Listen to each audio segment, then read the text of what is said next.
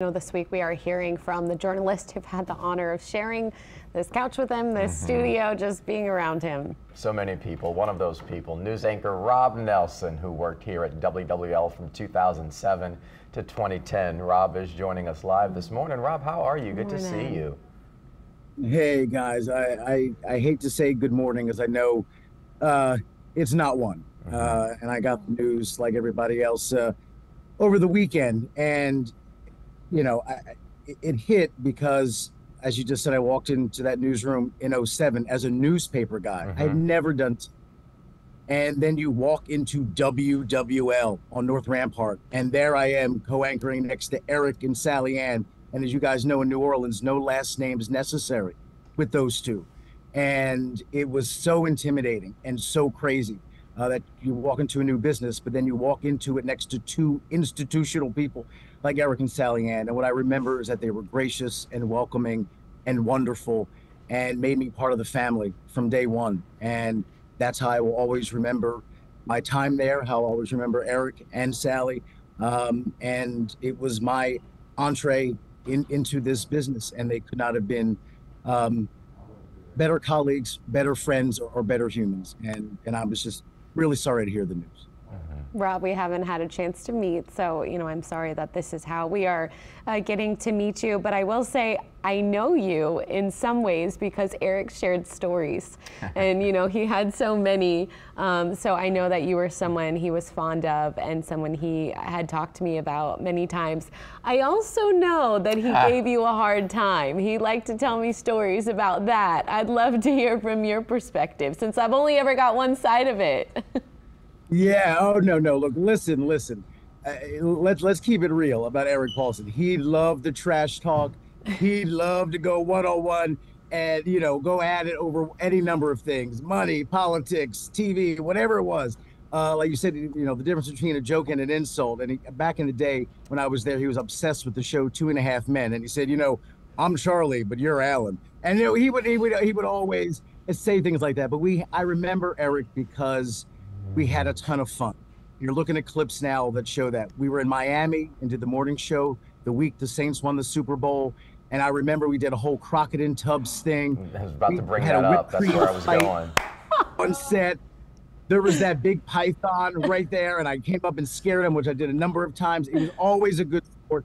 Eric liked to play. He liked to have fun. He liked to laugh. And on a morning show, as you guys well know, you got to bring that. You got to bring that for hours every day. In New Orleans, they don't like boring people, and that's why Eric did so well. He was many things. Boring was not one of them. He liked to have fun. He brought energy to the show and brought it out of everyone he worked with. And so I just remember a lot of laughs and a lot of fun. We just were able to cut loose and have a good time always.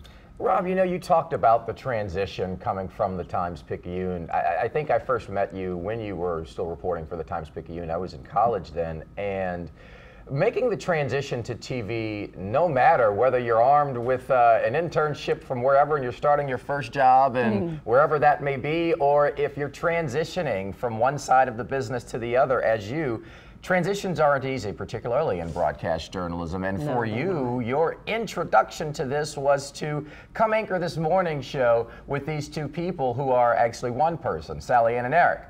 How was that for you in terms of overcoming a learning curve, but having to do so with two people who are very much so within the context of what we do, larger than it itself?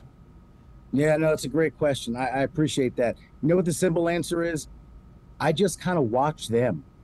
I watched how they were on the air. I watched what they did during commercial breaks and followed their lead. Like, I was the new kid in class and had never done TV. And all of a sudden, I'm co-anchoring the #1 morning show in New Orleans next to two giants. Are you kidding? So you just shut up and listen sometimes. And once they were so cool and welcoming, and once I saw that the vibe was, well, we're going to do the news and do it well, but there's food and there's fun and there's all guests and there's music. And once you got in that vibe, it was like, okay, I can do this. And those 3 years I spent there kind of laid the groundwork for everything else. The worst thing you can be in television is inauthentic. It's the worst thing you can be. Eric and Sally Ann were the exact opposite. Who they were for those hours on air is who they were in real life. And once I saw that and took that cue and said, wait a minute, I can be me. I'm just not a dude behind a keyboard at the Picayune anymore. I can Rob. And with Eric, you know, constantly jabbing you and telling jokes. Okay, let's do this. And had a short but run there. And that's because of the atmosphere that he created. I also just want to say this too. I was going through old texts with Eric. As we would talk every now and then, we check in. And one of the texts he said to me, I have 2 young boys now, 1 and 4. And he said, it's the hardest thing you'll ever do, but the most wonderful thing you'll ever do. And for all this talk about TV and the big interviews and 40 plus years, Eric was a dad as well. And for as much as New Orleans knew him and loved him over decades, a woman just lost her husband and a young boy just lost his dad. And I feel now as a father of 2 young boys. So I don't want the interview to come and go without to Bethany and to his son sending love and prayers on a human level. Forget the TV, just on a human. The sense of loss is real and lingering, and I pray for them and keep them in my thoughts. Well said, Rob. We do thank you for finding the time to speak to us and remembering Eric.